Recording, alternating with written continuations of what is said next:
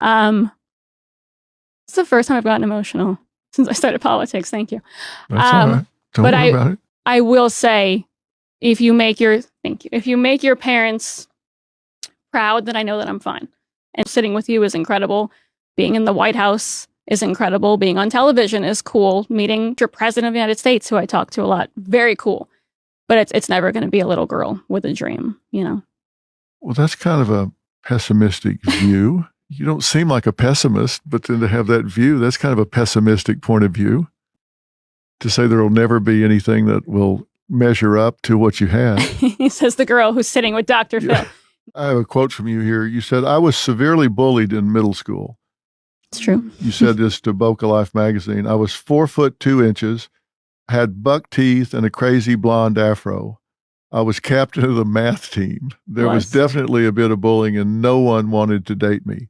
Well, you've certainly gotten your revenge. Yeah, you missed the unibrow in there. I also like to talk you had about that too. No, I was a nerdy little kid, and I played the violin, and I was captain of the math team, and I didn't care about looks, and I didn't have them, even if I wanted to care about them. And I think in 8th grade, I ate lunch in the bathroom every day for 6 months because people just wouldn't talk to me, and they didn't like me, and I was bullied really badly for a lot of reasons, but I guess the looks were a big part of it because kids are cruel, and they start dating and doing what they're doing in 8th grade, and I just wasn't up to par, and they let me know, and I cried almost every day.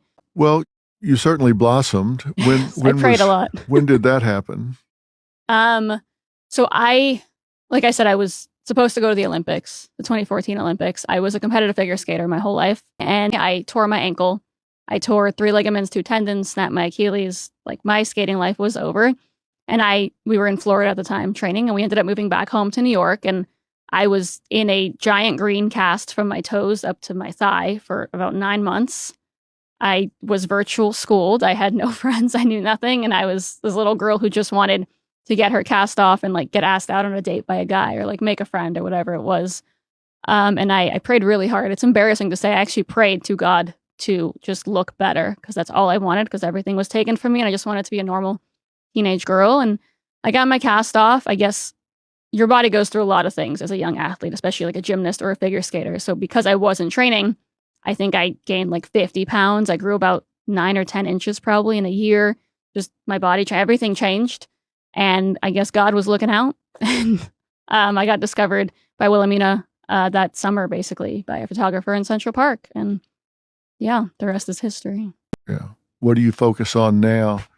If you can't do that, what do you do to replace that? What is your dream? Dream is probably the wrong word. It's almost like when I fell in love with my husband, I realized every guy I dated before him wasn't love. It's kind of like that. Nothing is ever going to be a dream like that. Like when I discovered figure skating, I was like an 11-year-old girl who I printed the pictures of my favorite skater. I put them on every wall in my house. I didn't sleep. I worked out in the gym 10 hours a day. I would sneak out of my house to run Central Park at night without my parents knowing. I wanted to go to the Olympics more than I wanted anything in the world. So I don't think anything will compare. It's the first time I've gotten emotional since I started politics. Thank you. That's all right. Don't worry about it. I will say, if you make your parents proud, then I know that I'm fine. And they seem to be pretty proud of me right now, so I'm okay. But I wouldn't say I'll ever have it's different. Dreaming versus just doing something really, really cool. Sitting with you is incredible. Being in the White House is incredible. Being on television is cool. Meeting the president of the United States, who I talk to a lot, very cool. But it's never going to be a little girl with a dream, you know? Well, that's kind of a pessimistic view. You don't seem like a pessimist, but then to have that view, that's kind of a pessimistic point of view. To say there will never be anything that will measure up to what you had. He says the girl who's sitting with Dr. Phil. No, I mean, my life is so cool to so many people. And I don't want to dismiss that because I think every day is a privilege, to get to sit on television. My parents came here with $90 each, right? They didn't have anything. And one generation later, here I am, right? I'm speaking at Madison Square Garden before Donald Trump in a few days. I am living a dream and I am more than grateful for it.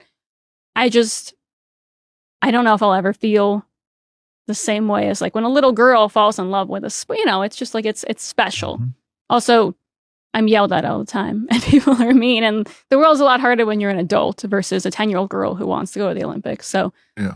I don't know. I don't think anything will compare, but that's okay because a lot of people don't ever get to experience that kind of love to begin with. Yeah. Well, you can be thankful for having what you did have. Yeah, and exactly.